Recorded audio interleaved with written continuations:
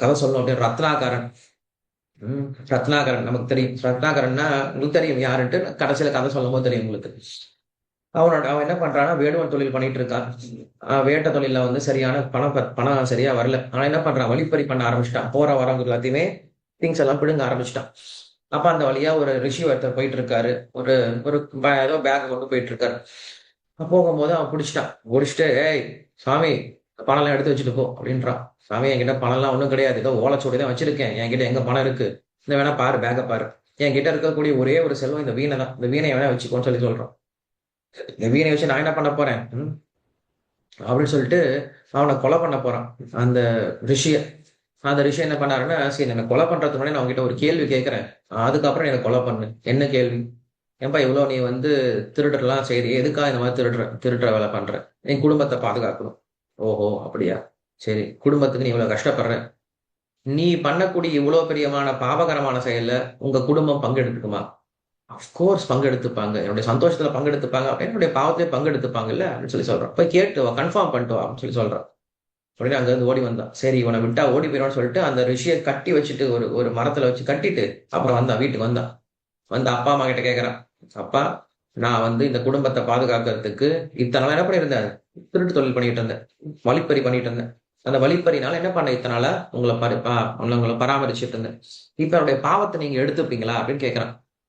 அடப்பாவி, வழிப்பறி பண்ணையா, இவ்வளவு பெரிய பாவம் பண்ணியிருக்கேன், என்னுடைய மூஞ்சிலே முழிக்காத, ஓடி போயிரு அப்படின்னு சொல்லிட்டு துரத்தி விட்டாங்களாம். அப்பா அம்மா துரத்தி விட்டாங்க. அப்பா அம்மா ஏத்துக்க மாட்டேன்னு சொல்லிட்டாங்க. அதுக்கப்புறம் மனைவி கிட்ட போறான். சரி, மனைவி அப்படிங்கிறவ நமக்கு சரிபாதின்னு சொல்றாங்க இல்லையா, மனைவி கிட்ட போய் கேட்கலாம்னு சொல்லி சொல்றாங்க. நீ என்னுடைய பாவத்தை எடுத்துக்கியான்னு கேட்கலாம்.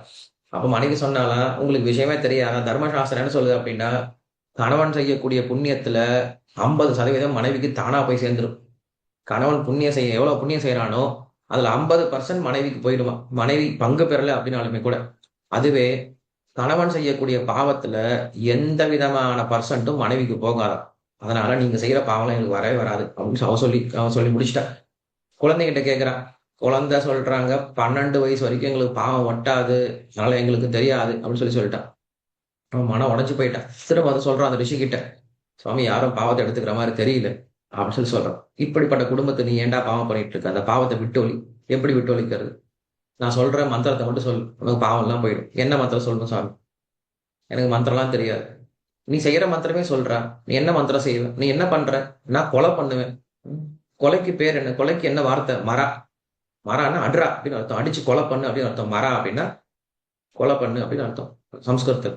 அப்ப அதையே சொல்ற அப்படின்ட்டாரு. என்ன பண்ணிட்டான்? மரா மரா மரா மரா மரா மரா மரா மரா மரா மரா மரா மரா மரா மரான்னு சொல்ல ஆரம்பிச்சிட்டான். உடனே அவன் வால்மீகியா மாறிட்டாரு. கொஞ்ச காலத்துல வால்மீகி ரிஷியா மாறி ராமாயணத்தை எழுதிட்டாரு.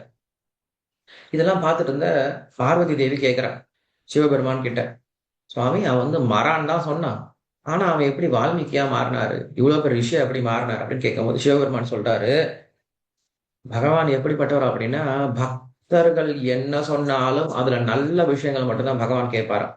அவன் சொன்னது மரான் தான் சொன்னான், ஆனா பகவானுக்கு எப்படி கேட்டது? ராமான்னு கேட்டதான். அப்படி சுச்சிஸ்ரவாக அப்படின்னா பக்தர்களுடைய வார்த்தைகள்ல இருந்து நல்ல விஷயத்த மட்டுமே கேட்கக்கூடியவன் அப்படிங்கிறதுக்கு அவனுக்கு பேரு சுச்சிஸ்ரவாகா பேர் கொடுத்திருக்காரு. ரொம்ப அழகா நாமத்தை கொடுத்திருக்காரு. சோ நாம என்ன பண்ணோம் அப்படின்னா, நல்ல வார்த்தைகளை பேச ஆரம்பிக்கணும், பகவானை புகழக்கூடிய வார்த்தைகளை பேச ஆரம்பிக்கணும், பக்தர்களுக்கு உபயோகமான வார்த்தைகளை பேச ஆரம்பிக்கணும். இதுதான் சுச்சிஸ்ரவாகா அப்படின்னு நாமத்துக்கு அர்த்தம்.